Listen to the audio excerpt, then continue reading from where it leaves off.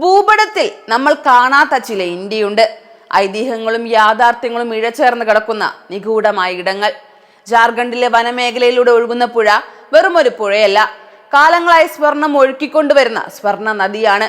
സ്വർണത്തിന്റെ രേഖ എന്ന അർത്ഥമുള്ള സുവർണരേഖ. റാഞ്ചിയിലെ തിരക്കുകളിൽ നിന്നും വെറും 15 കിലോമീറ്റർ മാറിയാൽ നമ്മൾ ആ രഹസ്യത്തിലേക്ക് എത്തും. റാണി ചുവാൻ എന്ന സ്ഥലത്ത് നിന്ന് 474 കിലോമീറ്റർ നീളുന്ന ആ അത്ഭുത യാത്ര. ലോകവിപണിയിൽ സ്വർണ്ണവില കുതിച്ചുയരുമ്പോഴും ഇവിടുത്തെ മനുഷ്യർക്ക് ഇതൊരു ആഡംബരമല്ല, മറിച്ച് അതിജീവനത്തിനായുള്ള കഠിനമായ പോരാട്ടമാണ്. മണൽത്തരികൾക്കിടയിൽ നിന്ന് സ്വർണം വേർതിരിച്ചെടുക്കുന്ന വിദ്യ ഇവർക്ക് പാരമ്പര്യമായി കിട്ടിയതാണ്. പക്ഷെ ഇതൊരു ലോട്ടറി അല്ല. ഒരു ദിവസം മുഴുവൻ ചുട്ടുപൊള്ളുന്ന വെയിലത്ത് മണലരിച്ചാൽ കിട്ടുന്നത് ഒരു അരിമണിയോളം പോലും ഇല്ലാത്ത ചെറിയ തരികൾ മാത്രമാണ്.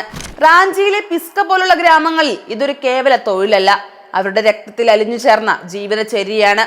സാധാരണയായി ടൺ കണക്കിന് മണ്ണും പാറയും യന്ത്രങ്ങൾ ഉപയോഗിച്ച് പൊട്ടിച്ചാണ് സ്വർണം ഖനനം ചെയ്യുന്നത്. എന്നാൽ ഇവിടെ പ്രകൃതി തന്നെ ആ പണി ചെയ്യുന്നു. ഈ നദിയുടെ അടിത്തട്ടിൽ എവിടെയോ സ്വർണത്തിന്റെ വൻ ശേഖരമുണ്ട്. മഴക്കാലത്ത് നദി കുതിച്ചൊഴുകുമ്പോൾ ആ പാറകളെ ഉരച്ച് സ്വർണത്തെ തരികളാക്കി മണലിനൊപ്പം ഒഴുക്കിവിടുന്നു. ശാസ്ത്രലോകം പലതവണ ഈ ഉറവിടം കണ്ടെത്താൻ ശ്രമിച്ചു, പക്ഷെ സുവർണരേഖ തന്റെ രഹസ്യം ആർക്കും വിട്ടു നൽകിയില്ല.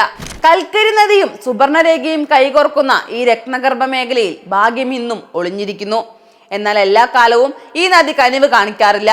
മൺസൂൺ കാലം ഈ മനുഷ്യർക്ക് പട്ടിണിയുടെ കാലമാണ്. പുഴ കലങ്ങി മറിയുമ്പോൾ സ്വർണം കണ്ടെത്തുക അസാധ്യം.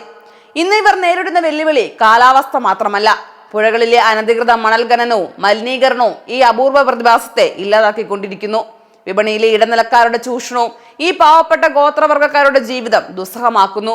എങ്കിലും മറ്റൊരു വഴിയും ഇല്ലാത്ത ഇവർക്ക് സുവർണരേഖ നൽകുന്ന ഈ ചെറിയ സ്വർണ്ണത്തരികൾ തന്നെയാണ് ഏറ്റവും വലിയ നിധി.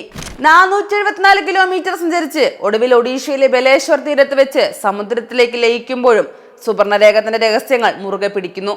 മനുഷ്യ സ്വർണത്തിനായി യുദ്ധം ചെയ്യുമ്പോൾ ഈ നദി തന്റെ മടിത്തട്ടിലെ തങ്കം നിശബ്ദമായി മനുഷ്യർക്ക് പകുത്തു നൽകുന്നു.